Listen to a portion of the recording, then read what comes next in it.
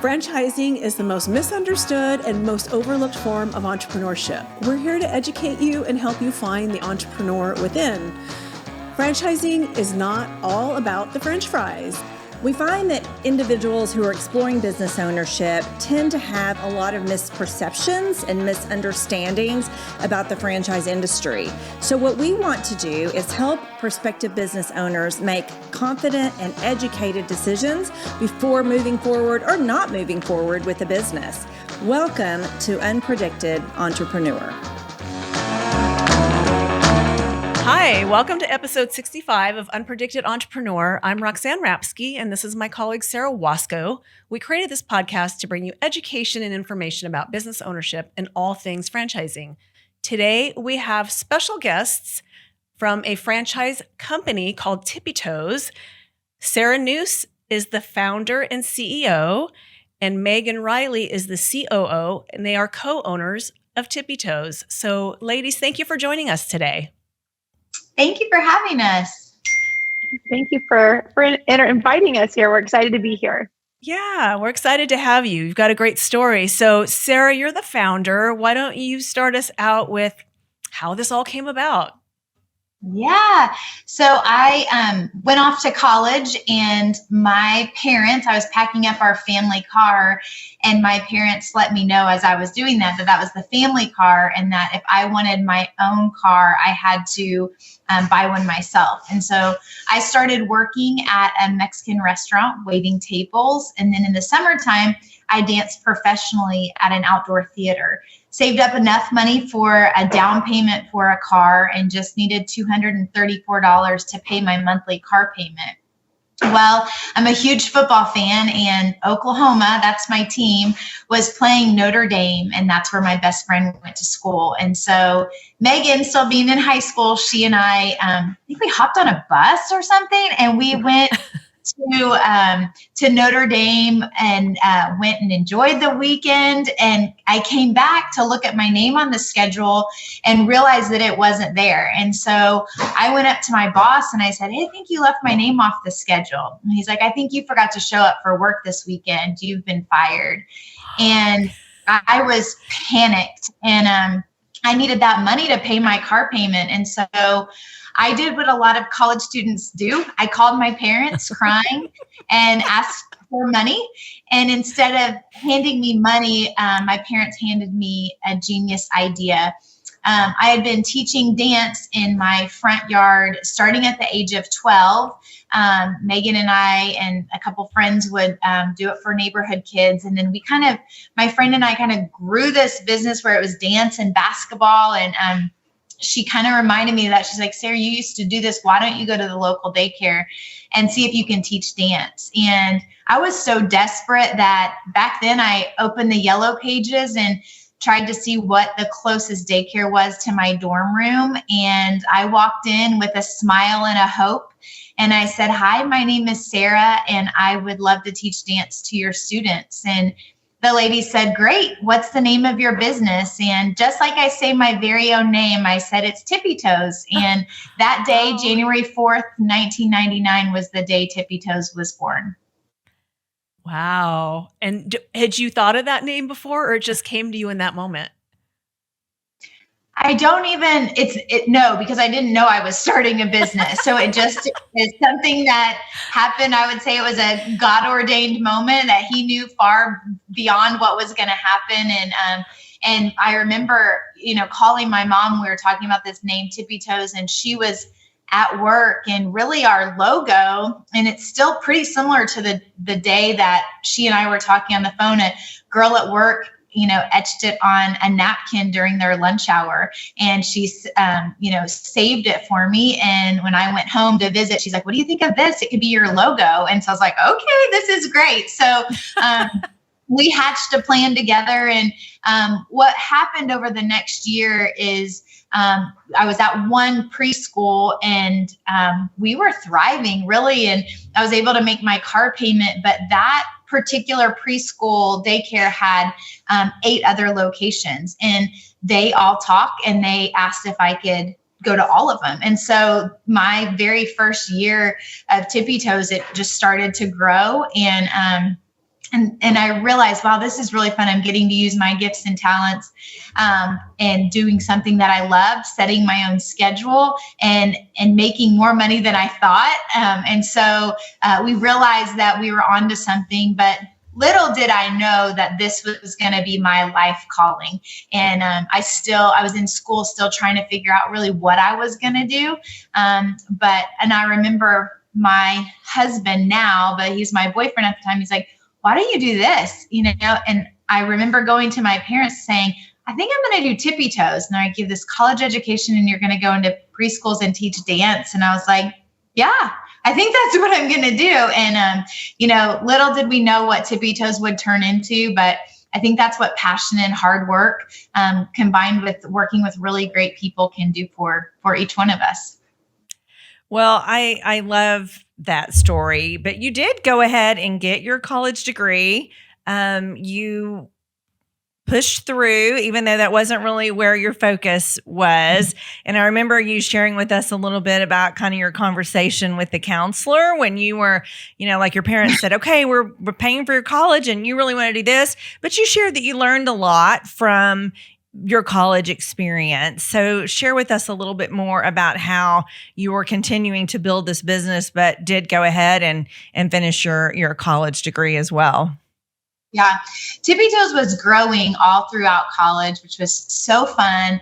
School was really hard for me. I went to be an elementary education major, and believe it or not, introductory into elementary math about killed me, and realized that, while I love being with kids, getting a degree, it was going to add on another year because I maybe got an F in that class and was going to have to retake it. And so then I went and tried to do nursing school, which was also a disaster. Went to the business school. And finally, I went to my advisor and just said, with what I have done, what can get me out of school the quickest? But what that taught me in that time is I had to have grit to continue.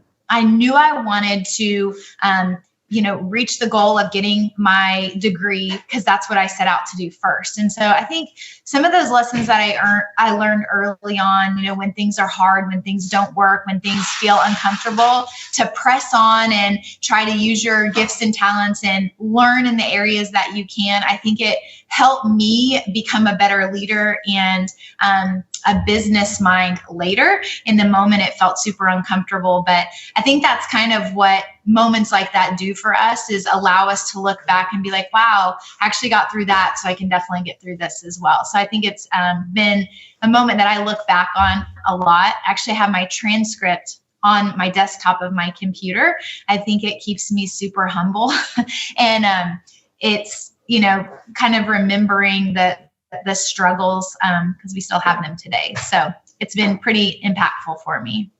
Well, and without those struggles, there's no growth, and you don't realize, now you know what you're made of when you make it through that. So that's a great story. And so you talked about losing your job, going to this football game with Megan. So Megan, where are you in all of this while Sarah's kind of going through this process? I'm sure you guys are talking, and what's happening during that time? Well, and we also probably need to let everybody know, we didn't share this. They're sisters, by the way. So Sarah and Megan are sisters. So they've kind of been going through this together. So anyway, yes, Megan, share with us. Yeah, I didn't know that either. Minor detail. Yeah, minor detail in case you can't tell when we talk, or our mannerisms, or all those other things that kind of you'll see overlaps between Sarah and I. But so when Sarah started Tippi Toes, I was a junior in high school. And so, I was living my own world, playing basketball, in a totally different phase of my life. But when I went to college, I went to the University of Oklahoma where Sarah was. And I actually started, I walked on the basketball team and kind of had a idea. I really wanted to become a registered dietitian, which is, I guess I should say, I wanted to study nutrition and dietetics because it just made sense because I knew I was going to eat and it seemed logical. And I loved that. But also I saw Sarah, doing Tippi Toes and loving it, and it was so natural for her and it was so fun for her. And so that was something I knew I wanted to be a part of. Yeah. So she came and started helping you. I remember one moment that Megan came to my house. I had graduated and I was still staying there because I was in love. My husband had one more year of school and I was like, well, I'm going to stay here to kind of establish this business. And Megan walks in to my house and I have this desk. It's our grandfather's desk, and it was super special. And I have papers everywhere. Sometimes, creative people have a hard time organizing things. And Megan walked in and she's all, what is all this stuff? What are these papers? And so she taught me what Excel was. And I was like, oh, that'd be awesome. Yeah. So you put them in a computer system. And so right then it was like one of those first moments that she and I remember the partnership just working so naturally. She came in and she understood what I was doing, but also saw that I needed some organization and processes put into place. And so she needed money. So I'm like, hey, well, if you want to work some hours for me, you can start putting or I didn't even know. She told me I need to work and make money. And so she's like, why don't I do this for you? And I remember, I would say that's like just such a predictor to what our future has been together. I am a much better business leader and owner because of Megan, and we go so much farther faster together. And I think, being sisters is awesome, but also she knows what I'm thinking. We have a lot of the same similarities, but then we're also extremely different in different areas. And I feel like it's just been such a blessing to be able to learn each other, not only as sisters, but learn each other as business minds and reach goals together. And I just think that speaks volumes of team. And that's what Megan and I have. We've continued to try to multiply with the team that we continue to build with Tippi Toes. I love that. I love seeing families thrive together like that. And you each know, sorry to interrupt, but you each know where your gift is. So Sarah, you've got the ideas, and then Megan takes the next step to execute and implement those ideas. And Sarah or Megan, you were studying, you wanted to be a dietitian, right? I did. I actually, I would say I liked the idea, as a freshman, and I started getting into the school, and I really enjoyed it. I liked school. I liked science, all those kinds of things. So I had fun with it, but I did also see the joy that Sarah was having. And I also never really, as I learned more about dietetics, I didn't feel like that path suited me. And I knew that what Sarah was doing looked really fun. And for us and where we came from, it looked really easy too. Like it wasn't hard to go teach dance to kids for us because that was our skill set and that's how we grew up. And I think that's a key factor is like someone could see, someone putting, together a process or a plan, and they could think that looks so easy and someone else thinks it looks really hard. But I think the key is when you find something that's kind of effortless for you, and then you find a way to make that your life's work, it's really great because you want to spend time on it. It's easy to do. You can do it for long hours. You can put your 10,000 hours in. And so, while I loved school and I loved dietetics, and I went on to get my master's degree, and I focused on childhood nutrition in my master's, which was specifically so I could help Tippi Toes. So through my early college days, I knew that I was going to be doing Tippi Toes post-college. And so then I was like, well, let me just keep doing this, but have it be a support of Tippi Toes. And that's part of why Tippi Toes, we want our classes, we want our kids that leave Tippi Toes to be kind of sweaty. We want them to get the good workout and be busy and get their energy out, because we know the importance of the wellness side of what we do as well. And that's such a gift. But in terms of business, I just think one of the biggest lessons that we've had is lean into what is easy and natural for you, because that is a sweet spot. And so many times we don't recognize it as this gift because it's so easy for us. I know that was the case for me with Tippi Toes. I was like, oh, well, yeah, that's easy. That would be fun. But it's turned into this great, large organization because we just keep leaning into what's natural and fun for us. Well, the other comment you made that I wanted to bring up is I found it really interesting that you never considered getting a job, that it was always your thought was, I need money and I'm just going to start my own business. Yeah, it never even occurred to me. And I did really dumb things to try to make money on my own instead of just getting a job, like trying to clean people's houses. I was like, that seemed like a good idea at the time, which I'm actually a terrible housekeeper and I got fired immediately from those jobs, as I should. But it never occurred to me. And, when I was little, I would come home from school and I would put on a business suit and I would pretend. I had a fake business called Architecture Alley when I was a little kid. I've always liked the idea of building a business, being in charge, creating things, doing things. Like That's something I've always done. Sarah was doing dance camps in our front yard. I think, nurture, nature, I don't know, but I would say both of us were wired to want to build and want to create, and we do it a little bit differently, which is also why it's so cool that we've also come together, because we've seen each other do it in different ways forever. But then we do have different skill sets. But I think one of the reasons that our partnership works really well is I think by and large, we have the same work ethic. And I have not one day in 20 plus years wondered like if Sarah is where, if she's given it all she's got, not one time. And, and we've had different phases of life. We've both raised babies. We've both been at home full time raising kids, and, but we've had the same drive and the same motor. And I think that's been a real asset for both of us, because we can count on each other no matter what in that way. Were either of your parents business owners or entrepreneurs?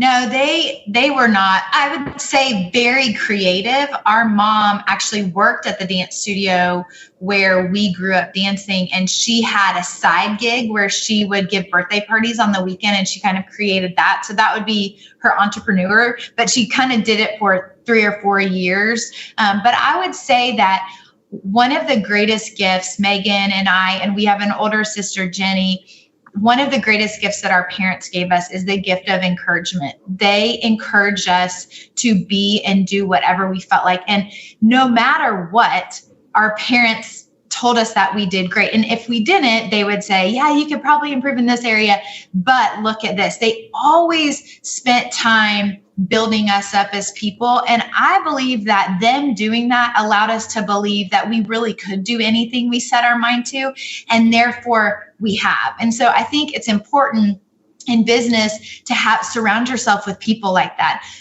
For me, I'm like, people like that, I turn the microphone up really loud. I want to hear that. And the people in our life that are doubters, and Megan and I try to not spend time with them, but if we do have to, the microphone just gets turned down a little bit. It's like, you know what? You have to be around people that see who you're becoming. And our parents always did that for the 3 of us. And I believe that it was that gift that they gave us that has allowed us to continue to believe that we actually can be crazy enough to start a franchise that covers the U.S. and China.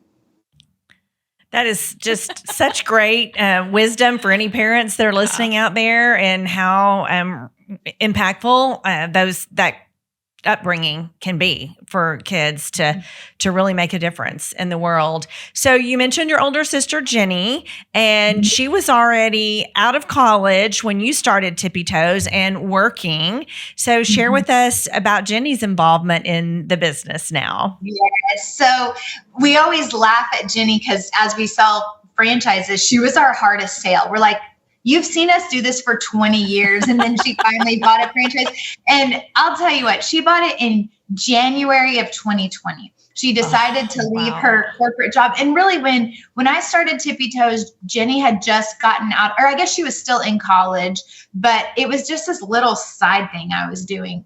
We didn't know, we had no idea what the future of Tippi Toes would be. But then she got out and got a full-time job, and she's making full-time job money where I'm still like, feel like it's kind of babysitting money. And so, by January of 2020, Jen decided to purchase Nashville. She actually came to one of our conferences, and she worked in higher education, and she did a lot of training and development. So we were like, hey, can you come speak at our conference? And I believe that conference, she saw us in a different light, which was beautiful. And I think she pictured herself in the organization with us. And so she's been thriving, running her business, being able to be home with her kids, having that work-life balance that she longed for while still making an income. So she works with Tippi Toes, and then our parents are still a huge part of it. And so it's definitely a family affair. And she started in 2020, so she went through that, whatever you want to call that. Yeah, that was kind of a rough time to start a business for sure.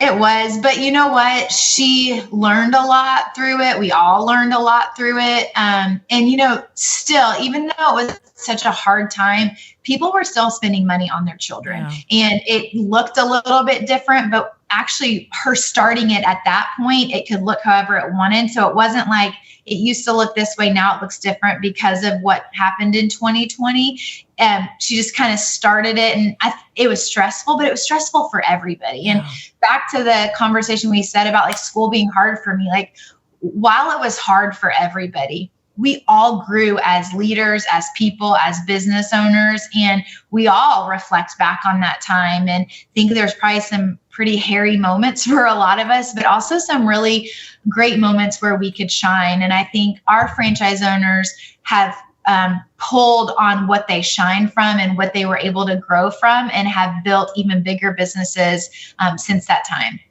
I bet. Yeah. Dig deep and get through it. So you talked about how hard it was for her to get her on board to buy a franchise, but let's go back and talk about how you became a franchise. Like, how did that all come about? You've been franchising since 2009, right? And Jenny purchased in 2020. So she was not your first franchisee. She was not. Yeah, she was not. It was actually, it's another really interesting story how we started franchising. Sarah and I had dreams of becoming, the next Barney. So back in the, mid 2000s, Sarah and Adam actually wrote a children's book, which was, a fun way to just start like unlocking your brain of like, what else could this be beyond just a dance company? Like, what else could this be? And so all of a sudden there were characters, and then, then we developed music that could be used in class. Sarah had a friend that was a music producer, and he was like, I think that'd be really fun. It was kind of, again, just like that seems fun. Let's give that a try.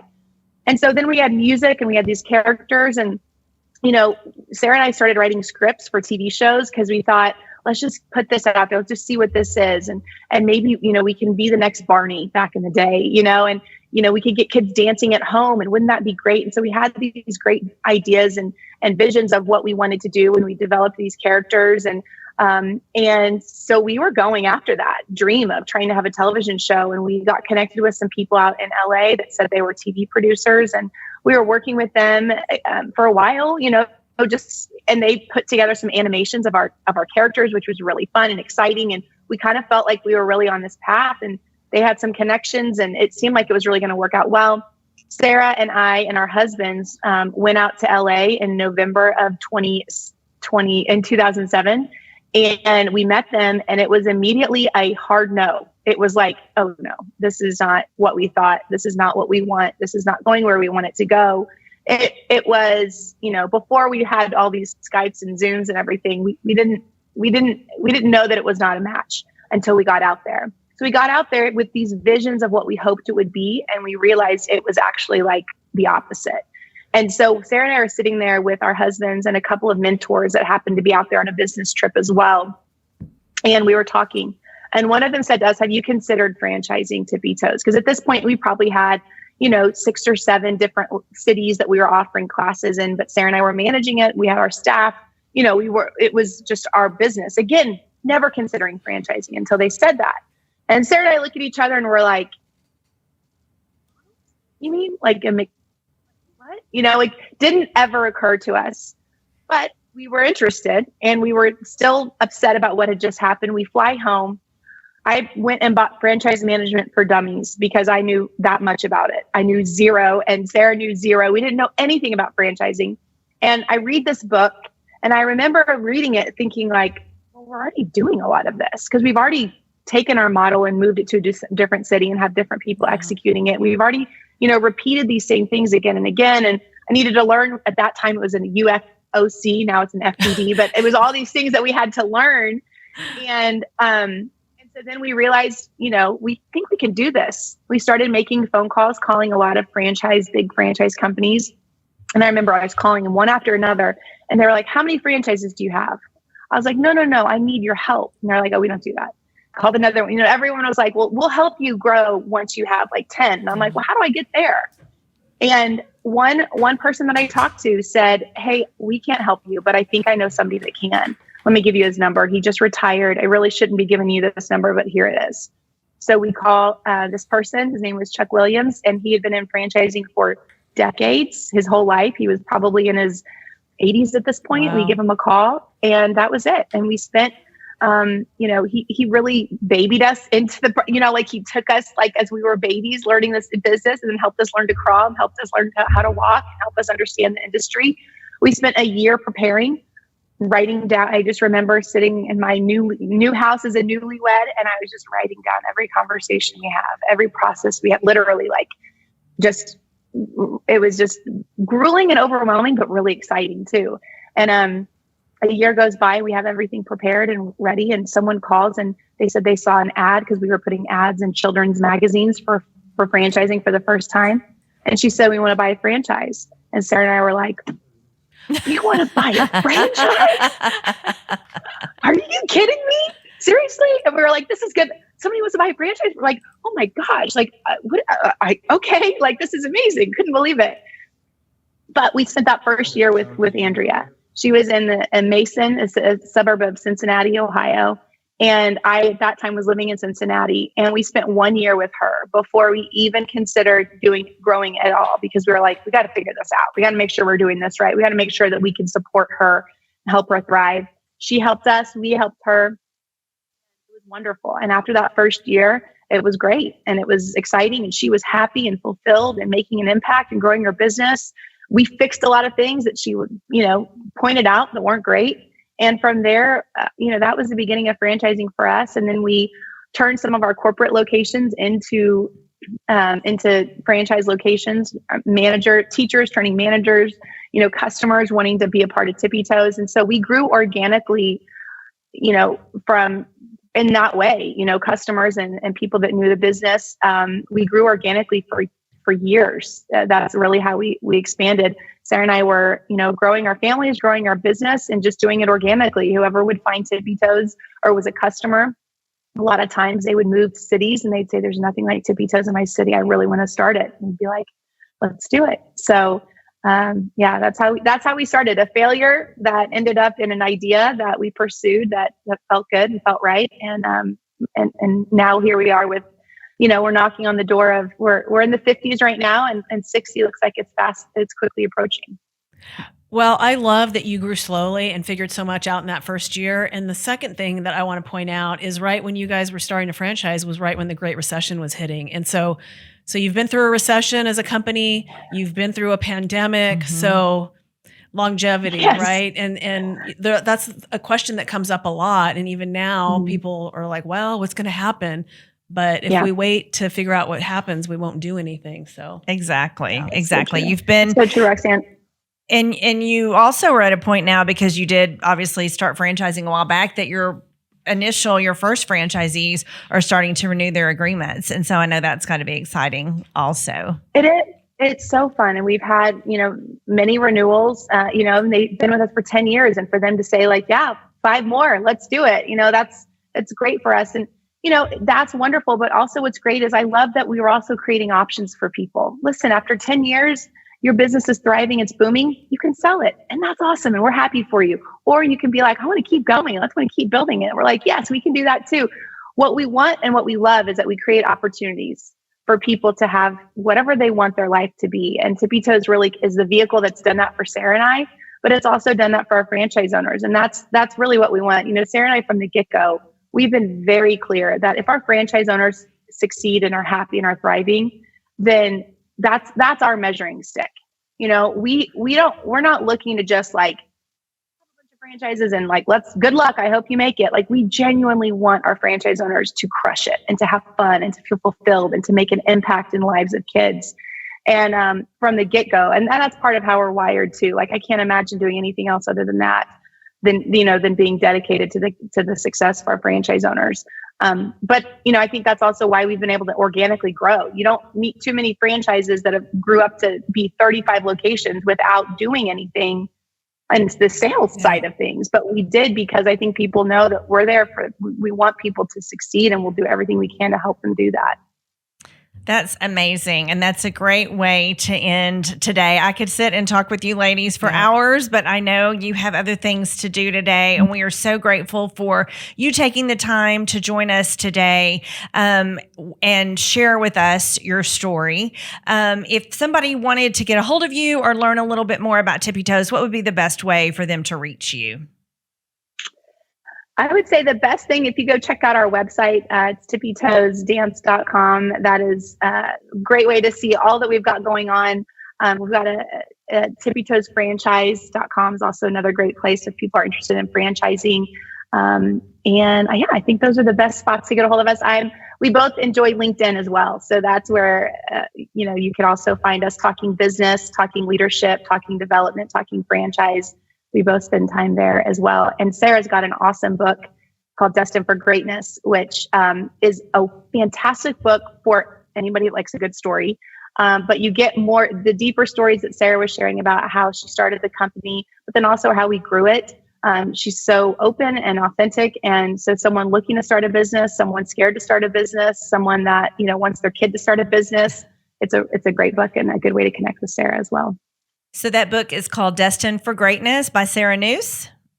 Yes, ma'am. Yes. All right. Fantastic. Well, on the subject of LinkedIn, Roxanne and I are very active on LinkedIn as well.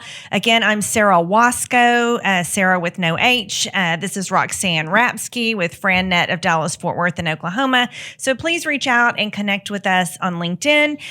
Please subscribe to our YouTube channel, FranNet of Dallas, Fort Worth, and Oklahoma. And you can also download any of our other podcasts or subscribe to Unpredicted Entrepreneur wherever you get your podcasts. So again, ladies, thank you for joining us, and I hope everybody has a great day. Thank you.